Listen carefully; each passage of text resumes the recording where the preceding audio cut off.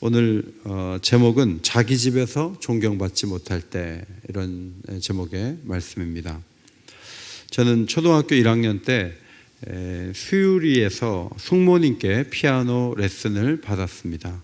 419탑 근처인데 우리 숙모님이 서울대 무용과 출신이에요. 그런데 숙모님이 피아노 전공자는 아닌데 제가 이제 바이엘부터 그분한테 초등학교 2학년 때 배웠어요. 그런데 야단도 많이 맞고 가서 밥도 먹고 피아노 배우러 가려고 버스를 2번을 탔어요. 초등학교 2학년짜리가 아주 먼 길을 갔다 오는 거예요. 근데 그때 좀 배워가지고 이제 그게 저의 장점이 돼서 교회에서 지휘를 했는데 중학교 때부터 이제 지휘도 하고 반주도 하고 대학 가서도 합창단 지휘를 몇 번을 발표할 때 제가 지휘를 했어요. 이제 그 이유는 피아노를 칠 줄 안다는 이유 때문에. 이제 숙모님이 가르쳐 주셨는데 숙모님은 하와이로 이사를 가시고 저는 이제 그 숙모님을 생각을 하면서 어떻게 하다 보니까 이제 피아노를 좀 치게 됐는데 어느 날 대학생 때인가 수유리 피아노 배웠던 그 집을 찾아갔어요. 찾아지더라고요. 거기 가서 한참 서서 여기 우리 삼촌이 살았던 그 집인데 내가 저쪽 방에서 피아노를 배웠었는데 이제 그 생각을 했던 적이 있는데 지금은 찾아가면 아마 다 변했을 것 같아요. 못 찾을 것 같아요. 예수님도 이제 사역의 일선에 나와서 거라사 광인도 고치고 풍랑도 잔잔케 하셨고 야이로의 딸도 죽은 자를 살리시고 혈루병자도 고치시고 또 막 많은 사역들을 막 하면서 고향 생각이 나신 거죠. 고향에 가고 싶은 마음. 누구나 그렇지 않습니까? 고향에 한번 가보고 싶다. 어린 시절 나사렛에서 보냈거든요. 사람들이 그렇게 중요하게 생각하지 않은 작은 마을, 그곳에서 아버지가 목수였습니다. 아까 사진이 잠깐 나왔었는데 자, 이렇게 큰 가구점의 사장집 아들이 아니고요, 그냥 작은 마을의 그냥 목수였어요. 그래서 아버지가 장남이니까 어느 집에 가서 좀 쉬러 오자 그러면 이제 그걸 들고 오든지 어디 쉬러 가지고 이렇게 오고, 다 수리가 끝나면 아버지하고 같이 가고, 동생들이 컸을 때는 동생들하고 같이 가구들을 옮기고 의자 고친 걸 옮기고, 예수님께서 이제 그렇게 아버지를 도우셨을 것으로 생각이 됩니다. 이미 과거가 되어버린 나사렛에 들어갔을 때 자신을 양육해준 어머니와 함께 성장했던 동생들, 그리고 이미 고인이 된 아버지의 묘지도 어디 근처에 있지 않았을까, 이제 그런 생각을 하게 됩니다. 하나님께서, 예수님께서 주신 능력이 많잖아요. 병 고치는 능력, 말씀 전하는 능력, 사람 살리는 능력까지 주셨어요. 자, 이 능력을 다른 마을에서 막 베풀면서 내가 자란 동네가 갖고 좀 사람들에게 혜택을 주면 좋겠는데 나사렛에 가서 혜택을 좀 주기를 원하셨겠죠. 그래서 우선은 말씀을 전하는데 초점을 모으셨습니다. 6장 2절 말씀에 안식일이 되어 회당에서 가르치시니 많은 사람이 듣고 놀랐다. 회당은 회당장이 있지만 이제 순회하면서 말씀을 가르치는 자들이 오면 얼마든지 기회를 주는 거예요. 예수님께서 회당에서 이제 가르쳤는데 많은 사람들이 듣고 놀랐다 그랬어요. 처음 듣는 얘기죠. 예수님은 구약을 관통하시고 보통 서기관과 바리새인들이 가르치는 거하고 전혀 다른 관점에서 가르치기 때문에 굉장히 말씀이 달고 깊고 오묘한 거예요. 그래서 동네 사람들이 말씀이 너무 좋은데? 이런 반응이 있었던 거예요. 예수님께서 바라신 것은 자신의 그 전하는 말씀을 듣고 사람들이 마음을 열고 하나님하고 더 깊은 관계로 들어가서 유대의 많은 동네들이 있지만 이 나사렛이 정말 역사에 남는 중요한 동네가 되면 좋겠다. 이게 예수님의 바람이었겠죠. 그런데 사람들의 반응이 어땠습니까? 6장 2절 남은 구절을 보면 많은 사람이 듣고 놀라 이르되 이 사람이 어디서 이런 것을 얻었느냐? 이 사람이 받은 지혜와 그 손으로 이루어지는 이런 권능이 어찌 됨이냐? 이 사람이 마리아의 아들 목수가 아니냐? 야고보와 요셉과 유다와 시몬의 형제가 아니냐, 그 누이들이 우리와 함께 여기 있지 아니하냐 하고 예수를 뭐 했다? 배척했다. 그러니까 예수님이 이 사람이 목수라는 거예요. 아버지도 목수고 이 예수도 우리 집에 가구 수리하러 왔었는데, 가구 수리해가지고 갖다 주러 갖고 왔었는데, 배달원이었는데, 아니 남동생 4명 우리가 알고 있고 여동생들 지금 이 동네 살고 있는데 뭐 우리가 다 알고 있는데 뭘 와갖고 이렇게 대단한 척 하느냐, 이런 이제 반응이 나왔어요. 그러니까 이 선입견이 작동이 되는 거예요.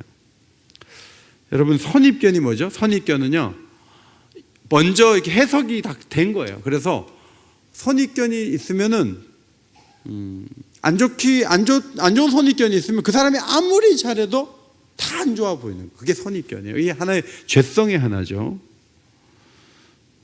이 선입견 가지고 대하는 건 안 좋은 거예요.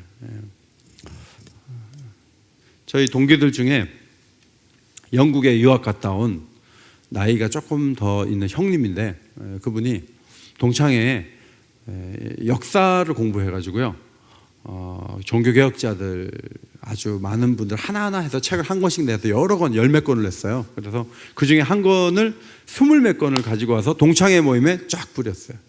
그래서 저는 집에 가서 읽어보려고 저는 받았거든요. 다 일어섰는데 제가 뭐 하다가 좀 늦게 일어났는데, 세상에 20몇 권을 나눠줬는데 제 친구들이요, 한 10권 정도를 바닥에 딱 내려놓는 거예요. 안 갖고 가요. 그냥 공짜로 줬는데 할부로 갖고 가라는 게 아니고 그냥 주는데 안 갖고 가요. 아마 그 형님이 인심을 좀 잃었던 것 같아요. 아니면 거기 10명 그 목사님들은, 야, 네가 유학을 갔다 와도 공부는 내가 더 잘했거든, 이제 그런 마음이 있어서 안 갖고 갔는지도 몰라요. 그러니까 대학 때 어떤 그분에 대한 선입견이 작동이 되니까 공짜로 돈 10,000원이 넘는 책을 주는데 바닥에 딱 놓고 안 갖고 가요. 사람마다 창이 있는데 이 창으로 누군가를 존경하고 누군가를 업신여기는 거예요. 항상 그래요. 사람마다 이렇게 창이 있는 거예요. 나사렛 사람들은 예수가 아무리 치유의 능력을 보여주고 아무리 설교를 잘해도 너는 목수의 아들이야, 무시당하는 직종이에요. 너희 형제들을 알고 있어. 너희 누이들이 이 동네에 지금 살고 있는데 어디 와서 지금 네가 대단한 척 하는 거야? 이렇게 나왔던 거죠. 너가 옛날에 우리 집 고장난 가구 너희 아버지하고 들고 우리 집에 왔었잖아. 너는 목수야. 넌 설교자가 아니야. 너는 능력자가 아니야. 넌 지금 갑자기 왜 이렇게 변했냐? 이러면서 이 과거의 이미지, 초라한 목수집 아들이라는 이 과거의 이미지가 예수님이 무슨 말을 해도 받아들이지 않게 만들었다 하는 거예요. 6절, 그들이 믿지 않음을 어떻게 여겼다? 이상히 여겼다. 이상히 여겼다라는 헬라어 단어는 타우마조라는 단어예요. 이 단어는 이상히 여겼다는 그런 말이 아니고요, 놀랐다는 그런 뜻이에요. 놀랐다. 안 믿어갖고 놀랐다는 거예요. 놀랐다. 그래서 이 놀라다는 이 타우마조의 명사형이 기적이에요. 기적. 그래서 나사렛 사람들이 안 믿는 게 참 예수님께는 기적처럼 놀라운 일이 됐다, 이제 그런 말씀이에요.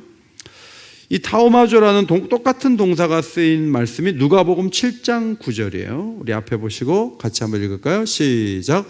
예수께서 들으시고 그를 놀랍게 여겨 돌이키사 따르는 무리에게 이르시되 내가 너희에게 이르노니 이스라엘 중에서도 이만한 믿음은 만나보지 못하였노라. 누구에 대한 것입니까? 백부장.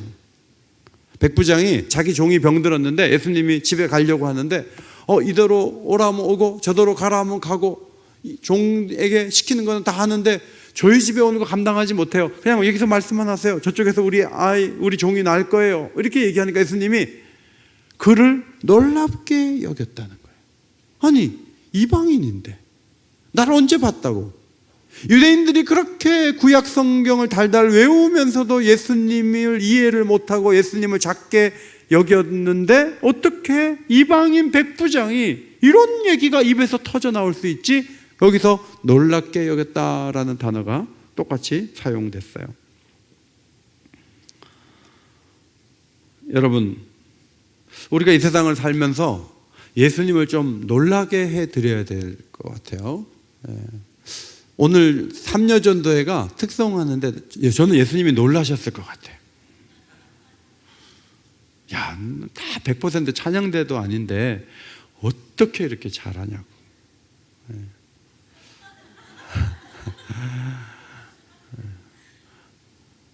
우리 중고등부, 특별히 한국교회를 이렇게 보시면서 주님이 우리 금요기도에 중등부 친구들이 많이 나오니까 주님이 야, 중등부를 보고 놀라실 것 같아요. 그래서 좋은 의미에서 주님을 자꾸 좀 놀라게 해드리는 삶을 사는 게 우리 기도 제목이 돼야 돼요. 그런데 주님은 반대로 놀라실 수도 있어요. 반대로. 그렇게 오래 믿었는데 어떻게 그럴 수 있지? 그렇게 오랫동안 신앙생활을 했는데 어떻게 아직도 그 수준에 머무를 수 있지? 하고 주님이 신앙의 연수를 보시다가 갑자기 놀라실 수 있는 거예요. 저희 교회는 새가족들 가운데 목사를 놀라게 하는 새가족들이 있어요. 막 오래 예수 믿은 사람들처럼 막 성경도 잘 읽어내죠. 기도에도 열심히 하죠. 뭐 등록한 지 몇 개월 지나면서부터 막 11조들까지 드려요. 아니, 어떻게 그럴 수 있어요? 근데 주님이 놀랄만한 행동들을 막 하시는 분들이 계세요. 오늘 저녁에 우리가 기도하는 것은 주님을 좋은 방향에서 놀라게 해드리는 사람이 되려고 기도하기를 원합니다. 뭐 우리에게 있는 문제가 해결되는 것도 중요하지만 기왕 신앙생활 하는 거 주님을 좀 기쁘게 해드리고 놀라게 해드려야지. 부정적인 의미에서 어떻게 그런 결정을 할 수 있어? 어떻게 그렇게 법을 어길 수 있어? 자, 이런 모습으로 놀라게 해서는 안 되겠다 하는 거예요. 성경을 보면 주님을 놀라게 한다는 표현이 아니고 부정적인 의미는 성령을 근심시킨다는 표현이 있어요. 에베소서 4장 30절이에요. 앞에 보시고 같이 읽습니다. 시작. 하나님의 성령을 근심하게 하지 말라. 그 안에서 너희가 구원의 날까지 인치심을 받았느니라. 자꾸 이상한 행동을 하고 세상적으로 살면요, 성령이 근심하는 거예요. 다르게 얘기하면 주님이 안 좋은 의미에서 나사렛 사람들의 반응을 보면서 놀라는 것처럼 그 사람을 보면서 놀랄 수 있다 하는 거예요. 이사야 선지자는 성령을 자꾸 근심시키면 하나님이 그 사람을 대적할 것이다 라고 경고했어요. 이사야 63장 10절. 그들이 반역하여 주의 성령을 근심하게 하였으므로 그가 돌이켜 그들의 대적이 되사 친히 그들을 치셨더니. 성령님을 기쁘게 해드리기를 바랍니다. 성령님의 근심거리가 되면 안 돼요. 아브라함처럼 큰 순종으로 주님을 놀라게 하는 거예요. 예수님은 나사렛 사람들이 기대 이상으로 거칠고 배척하는 사람들이라는 것을 보시고 그것이 예수님만이 겪는 문제는 아니라고 하셨습니다. 4절에 보면요, 선지자가 자기 고향과 자기 친척과 자기 집 위에서는 존경을 받지 못함이 없느니라 그랬어요. 선지자는요, 미리 보는 사람이잖아요. 앞날을 미리 보는 사람인데 이제 예레미야 같은 경우도 나중에 그가 했던 예언이 다 맞아 들어가요. 그러면 사람들이 놀라거든요. 야, 뭐 다 맞추네. 갈대아 사람들이 와서 이렇게 다 점령한다 그랬는데 결국은 다 점령을 해버렸는데, 그러면 나중에 이제 예레미야를 존중하죠. 그런데 그렇게 되기 전에 자기 집에서는 형 동생 간이니까 형 말이 돼? 이렇게 나오고요.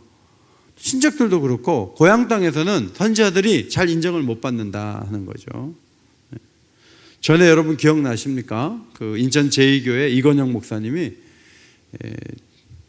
당회원 중에 한 분이 중등부 때 선생님이셨대잖아요.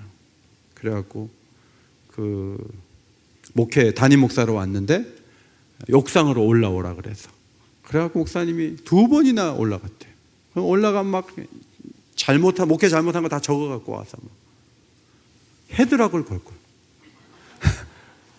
막 이렇게 해가지고, 그래갖고 한 번은 참았는데 2번째 또 올라가라고 해서 또 맞았다는 거죠. 그리고 깨보니까 꿈이었대요.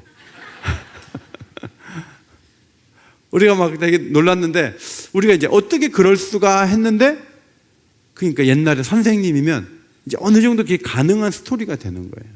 그러니까 가까운 사람이 뭐 목사라도 목사 대우도 안 하고 막 가까우니까 막 함부로 하고, 선지자인데 뭐 무시하고, 예수님이 나사렛 가가지고 막 어려움을 당할 때 예수님이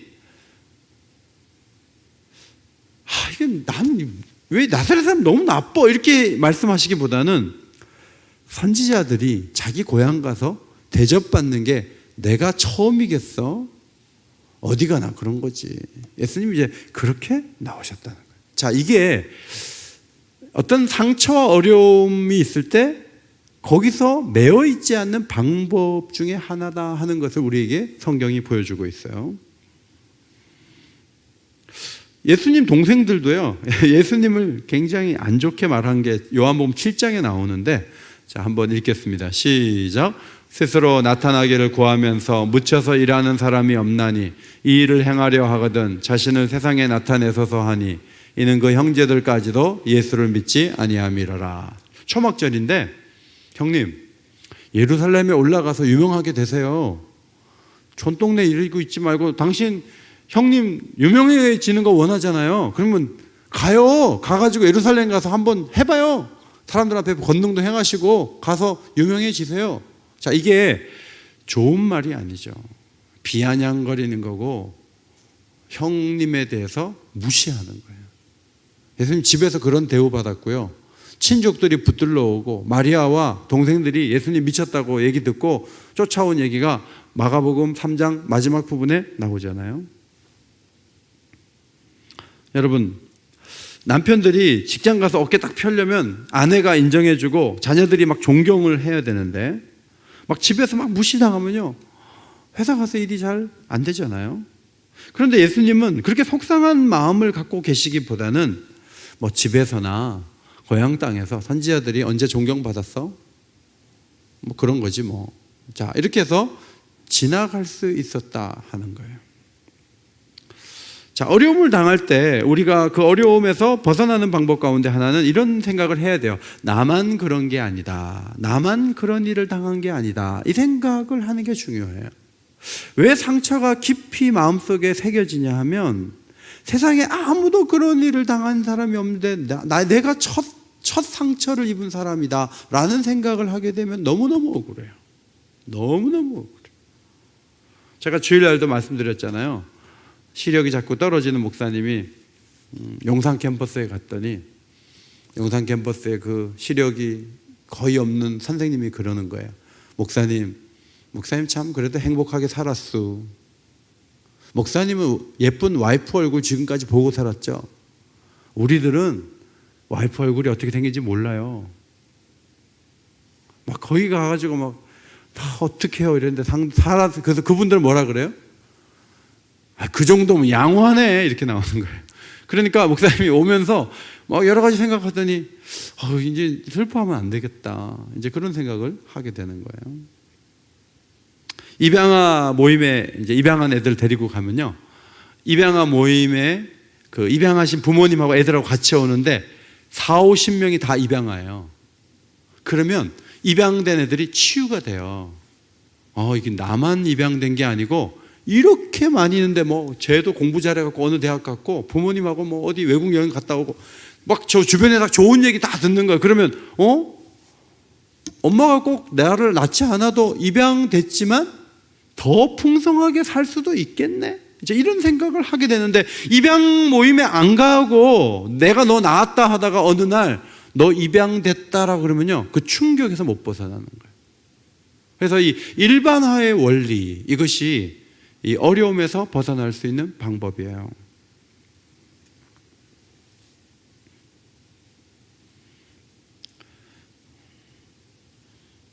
예수님은 우리가 교회 다니면서 예수님에 대해서 이제 어떤 부분이 좋은가 하면, 예수님은 참 대단한 분인데 고생을 많이 하셨어요.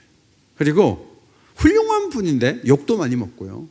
그리고 십자가에 못 박혀 죽었어요. 그리고 가족들에게도 인정받지 못했어요. 자, 하나님의 아들이 그 수모를 겪으셨다는 것을 우리가 알면서 예수님도 그렇게 상처가 있고 어려움이 있으셨네? 나사렛 사람에게 배척당하는 모습을 보면서 내가 혹시 배척을 당할 때 주님도 그랬는데 뭐 내가 뭐라고 라고 받아들일 수 있는 이것이 이제 예수님을 알게 되면서 오는 축복일 수 있어요. 요셉은 형들에게 팔리고 보디발의 아내로부터 누명을 쓰고 술관역에서 잊혀졌죠. 그런데 여러분, 요셉은요 그걸 다 참아내고 훌륭한 사람이 됐어요. 그래서 요셉을 해석하는 신학자들이 예수 그리스도의 그림자다. 예수님도 참 심적으로 가룟 유다가 막 배신한 것 전에 상당히 무시를 많이 당했어요. 그럼 보통 사람 같으면 우울증 오고 못 사는 거예요. 하던 일 다 팽개치고 가보고 싶은 거예요. 그런데 주님이 끝까지 자기의 길을 갔어요. 요셉도 그랬죠. 김인중 목사님께서 돈이 없어서 2원 50전이 없어서 서울역에서 경복고등학교까지 뛰었다 그랬잖아요. 그렇죠. 우리 세대는 다 와 정말 힘들었겠다. 우리 막 다 그랬어요. 근데 저 뒤쪽에서 시니어들이 그걸 뭘 멀다 그래. 우리는 산 3개 넘어서 학교 다녔는데 그건 가까운 거지. 그건 산 하나밖에 안 되는데 막 그러면 뒤에서 궁시렁궁시렁 했다는 거지. 아니, 예배 집회가 끝나니까 그런 얘기가 들리더라고요. 그러니까 시니어들은 많이 걷는 게 사실은 아픈 추억이 아니에요. 그 시대는 다 그랬어요. 그런데 지금에 와가지고 그렇게 다녔다 그러면 정말 불쌍한 거예요. 그런데 그 시대는 다 그랬다니까요. 그러니까 그 시대 사람에게 그건 상처가 아니에요. 그거는 보통 사람의 들어가는 길이에요. 그냥 걷는 거예요. 주님은 심적으로 위축될 상황에 놓여 있었습니다. 믿어주지 않는 나사렛에서 예수님은 아무 권능도 행하실 수가 없어요. 그런데 예수님이 굉장히 부정적인 모드로 계속 가지지 않고요. 그러면 거기서 나사렛에서 아무 일도 안 했느냐? 그렇지 않죠. 네, 그렇지 않아요. 자, 성경을 보시면 5절에 보시면요, 거기서는 아무 권능도 행하실 수 없어 그냥 가버리시고 되지 않고, 그 다음 뭐예요? 다만 소수의 병자에게 안수하여 고치실 뿐이었고. 자, 다수가 아니라 소수라도 고쳤다는 게 중요해요. 제가 보기에는 많이 안 고친 것은 아쉬운 부분이지만 전혀 아무것도 안 했느냐? 그건 아니에요. 주님은 고칠 사람 소수는 고치셨어요. 자, 이것이 우리와의 차이점이다 하는 거예요. 자, 우리는 상처를 받으면요, 영향이 막 많이 가요. 많이 가가지고 딴 일을 아무것도 못 하는 거예요. 이게 우리의 약점이에요. 근데 우리 주님은 받을 그릇이 안 되지만 받을 그릇이 되는 사람은 또 고쳐주시는 거예요. 이게 예수님이 우리에게 보여주신 모습이죠. 여러분, 전체적으로 시대가 어두워지고 기울어진다고 지금 말을 하고 있어요. 뭐 요새 교회가 어렵다 그러고, 뭐 굉장히 큰 교회들도 뭐 예산이 막 수십억씩 깎였다는 얘기가 들려요. 뭐 이런 저런 얘기 막 많이 들려요. 그러면 이제 우리 마음속에 야, 이제 점점 이게 안 되는구나 이렇게 막 마음이 이렇게 움츠려드는데, 여러분 중요한 것은 시대가 어두워져도 하나님은 은혜를 받을 사람에게 주실 줄 믿습니다. 이게 중요한 거예요. 우리는 시대가 어두워지면 다 어두워지고 다 무너진다고 생각해요. 자, 어떤 교회는 수십억 예산이 줄었는데 어떤 교회는 점점 예산이 올라가는 교회도 있어요. 전체적으로 볼 때는 그런 말을 하는 게 맞기는 하지만 모두가 그런 것은 아니다 하는 거예요. 나사렛에서 주님이 마음을 닫았지만 소수는 주님의 권능을 맛봤어요. 왜? 믿었기 때문에. 비가 오지 않는 시대, 가뭄이 계속되던 엘리야 시대의 사렙다 가부는요, 마지막 떡 먹고 죽으려고 그러다가 선지자가 떡 달라고 그래서 줬어요. 줬는데 통의 가루와 병의 기름이 가뭄이 끝날 때까지 끊어지지 않았어요. 그 시대는 모든 게 어려웠지만 그 집은 그 가뭄의 때가 오히려 기적의 시기였어요. 중요한 교훈은 뭐죠? 우리가 이 세상을 살 때 평균을 사는 것이 아니라 하나님이 허락하신 만큼 사는 거예요. 이게 중요해요.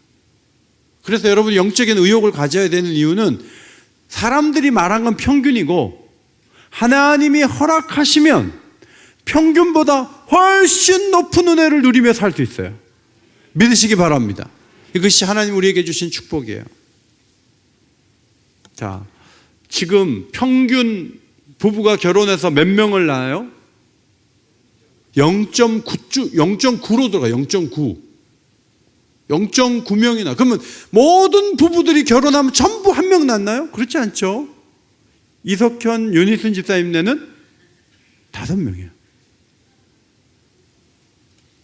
그러니까 평균은 0.9지만 5명 키우는 집은 있단 말이에요.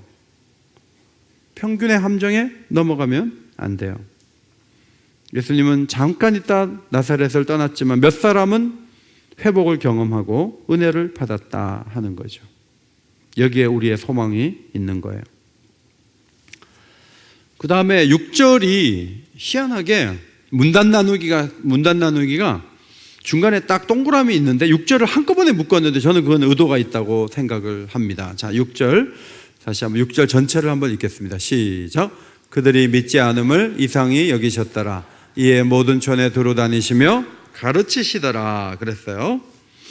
자, 나사렛에서 막 동네 사람들이 자기를 알아보고 막 무시하고 막 배척하고 그 배척에 놀랐어요. 예수님 놀래가지고 너무 예상 밖에 너무한데 이러고 이제 그 동네에서 나오는 거예요. 자, 나올 때 사단이 뭐라고 했겠어요? 사단이 예수님께 야, 너 존중받지 못하고 있는 거 봤지? 너의 고향 사람들의 반응이 전혀 근거 없는 것일까? 너는 어디 가나 이런 무시의 대상이 될 거야. 제자들 중에 또 배신자가 나올 텐데 등돌림에 대해서 너는 각오해야 돼. 자, 이렇게 계속 사단은 짓거릴 거예요. 그러면서 사단이 무슨 얘기를 하냐면 예수야, 다 소용없어. 다 쓸데없어. 다 의미 없는 거야. 자, 이렇게 말하는 게 사탄의 전략이에요. 근데 예수님이 이상하네. 정말 안 믿네. 사람도 진짜 이상한 사람들이네. 그리고 나가지고 이에 그 다음 뭐예요? 모든 촌에 두루 다니시면서 가르치는 거예요.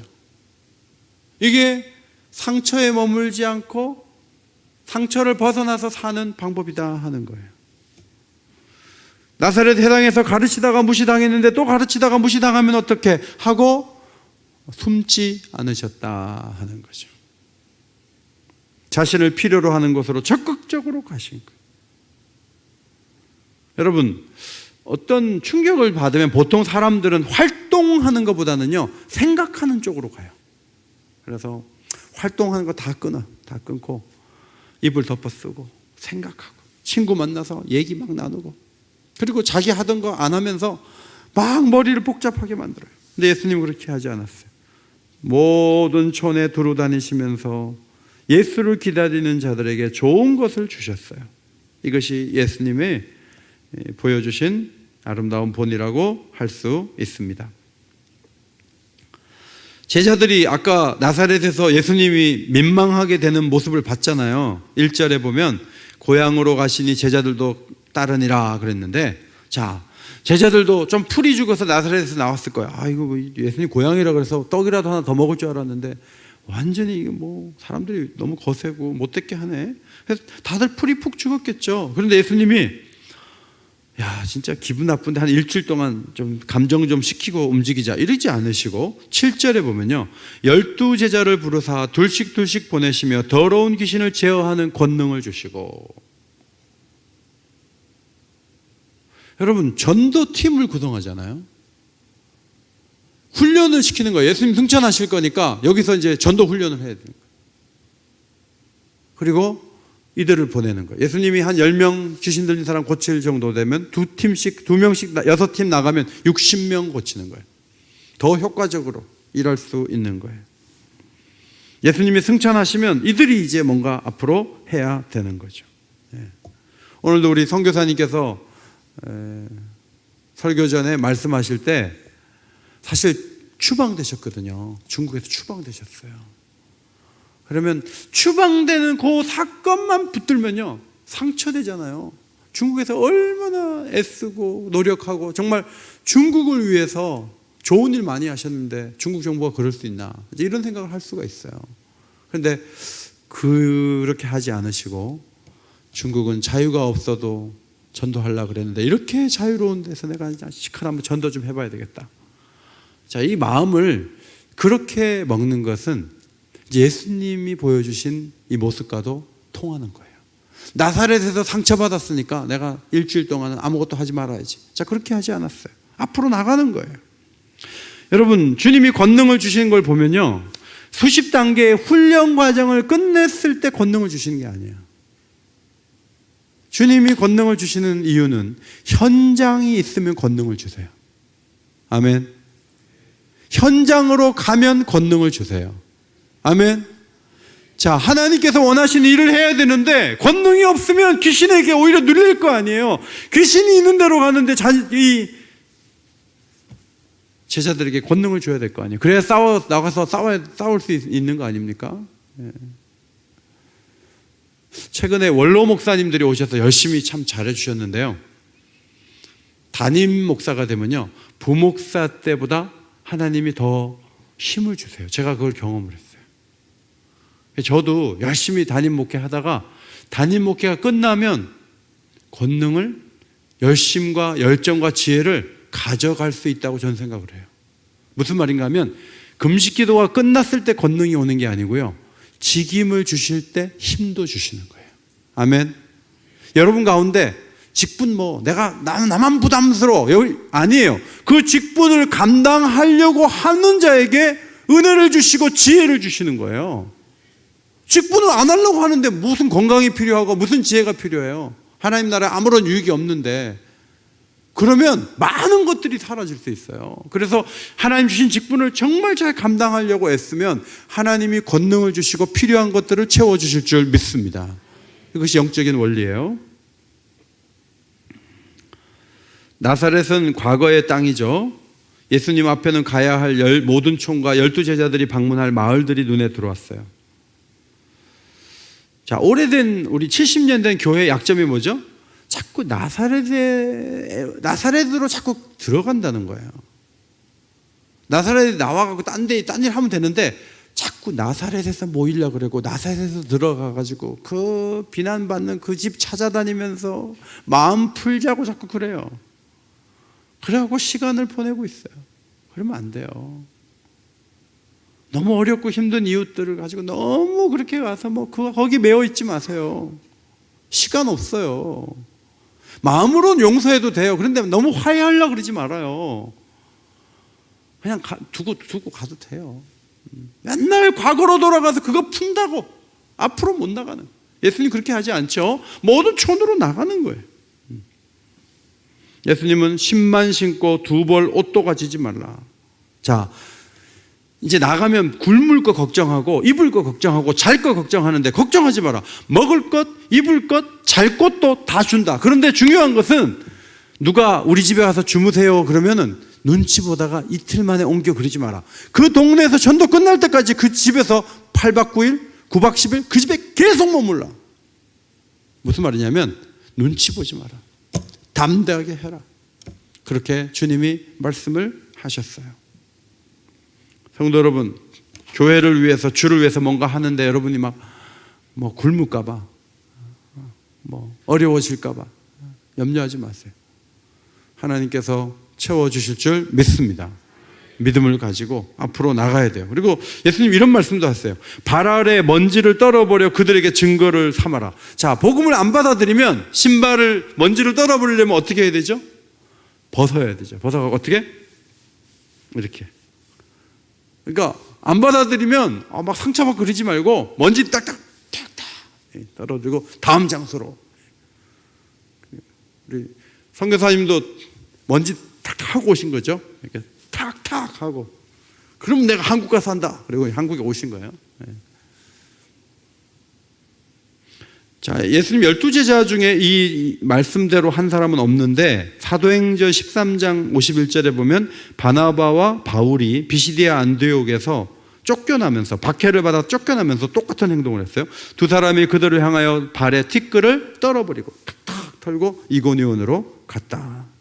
그때 제자들은 기쁨과 성령이 충만했다. 자, 보통 거절을 당하면 속상해요.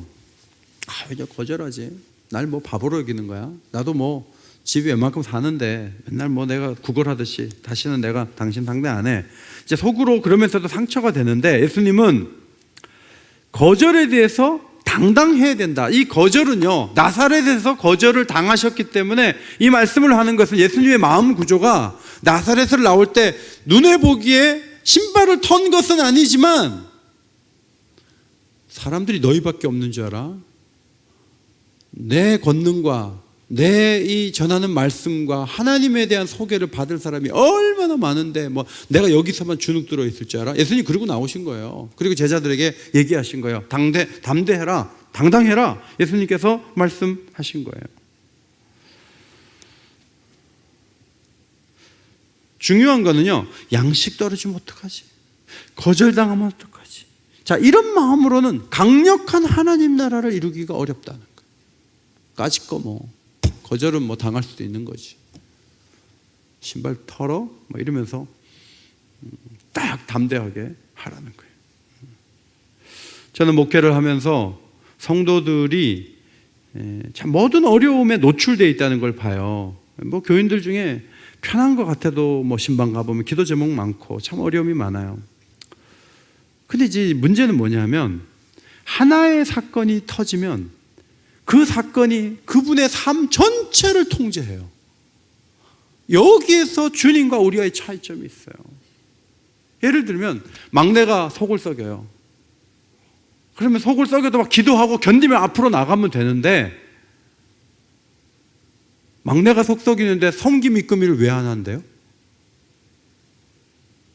막내가 속 썩이는데 새벽기도 왜 보이콧해요? 막내가 속 썩이는데 왜 교회 일을 쉽게 여겨요? 그게 무슨 관계예요? 아니, 신우가 한번 마음을 아프게 했다고 해도 왜 입을 뒤집어 쓰고 앉아가지고, 왜 하던 일들을 안 하고 애들 밥도 안 해주고, 왜 그래요? 신우가 잘못했는데 애들이 왜 고통을 당해야 돼요? 예수님은 그렇게 가지 않았다는 거예요. 어려운 일이 올 수 있지만 그건 하나의 사건일 뿐이에요. 마음을 담대하게 하시기 바랍니다. 그건 그거고, 내게 준 사명이 뭐가 흐려지고 작아진 게 아니잖아요. 내게 주어진 사명은 감당해야 될 거 아니에요. 값비싼 휴대폰을 샀는데 잃어버렸어. 없어졌어. 그럼 또 사면 되지. 그 잃어버린 거 가지고 뭐 차를 왜 팔아요? 휴대폰 잃어버렸는데 차를 왜 팔아요? 그럴 필요는 없잖아요. 안 그래요? 여러분 요즘 힘들어하는 문제가 뭡니까? 문제는 그 문제가 여러분에게만 있는 것도 아니고 왜 그 문제에 매여 있어요? 그냥 탁 털고 앞으로 가셔야 돼요. 다음 정거장으로 가세요. 그러면 그 문제가 안 보여요. 나사렛 근처에 있지 말고 딴 데 휙 가시라고. 그러면 다시 사명에 집중할 수가 있겠죠. 자, 12절 13절. 자, 이런 주님의 명령을 따라간 제자들의 모습을 보여주고 있습니다. 같이 읽습니다. 시작. 제자들이 나가서 회개하라 전파하고 많은 귀신을 쫓아내며 많은 병자에게 기름을 발라 고치더라. 할렐루야. 제자들은 정말 주님이 기대한 대로 막 움직이면서 귀신을 쫓아내고 병자들을 고치고, 2명씩 6팀이니까 주님 혼자 한 것보다 6배나 많은 곳으로 다니면서 많은 사역을 감당을 잘했다, 이런 말씀이에요. 그래서 이 나사렛 이 사건과 제자들의 이 사건이 하나의 사건이에요, 사실은. 그런데 보통 사람은 앞에 있는 사건이 어둡기 때문에 뒤가 없는 거예요. 근데 우리 주님은 그럼에도 불구하고 제자들을 보내시면서 놀라운 일을 이루셨다 하는 거죠. 사랑하는 성도 여러분, 나사렛에서 벗어나시기를 바랍니다.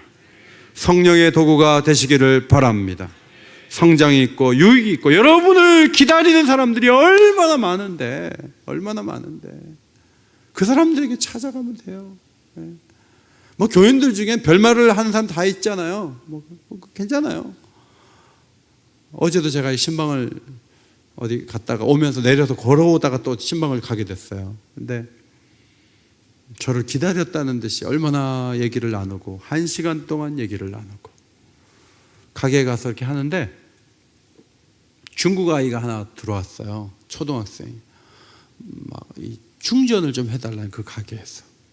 그래서 충전을 하는데 충전이 잘 안 되는데 제가 옆에 저 KT 그 매장 가서 하겠다고 기도하고 얼른 신방을 마치고 그 아이를 데리고 KT 매장 가가지고 꼽아갖고 충전하는 걸 소개해 줬더니 그 아이가 저에게 주머니에서 3,000원을 주는 거예요. 그래서 내가 아니야 나 안 사도 돼 그랬더니 뭐 안 받아도 돼 그랬더니 막 중국말로 막 뭐라 그래 고맙다고. 여러분이 움직이면 요긴한 일을 할 일이 너무너무 많아요. 그러니까 여러분 필요 없다 그러면 거기는 좀 스위치 끄고 더 유익한 데서 하나님의 사랑을 전하고 지치지 않고 앞으로 나가는 하나님의 사람들이 다 되시기를 주의 이름으로 축원합니다.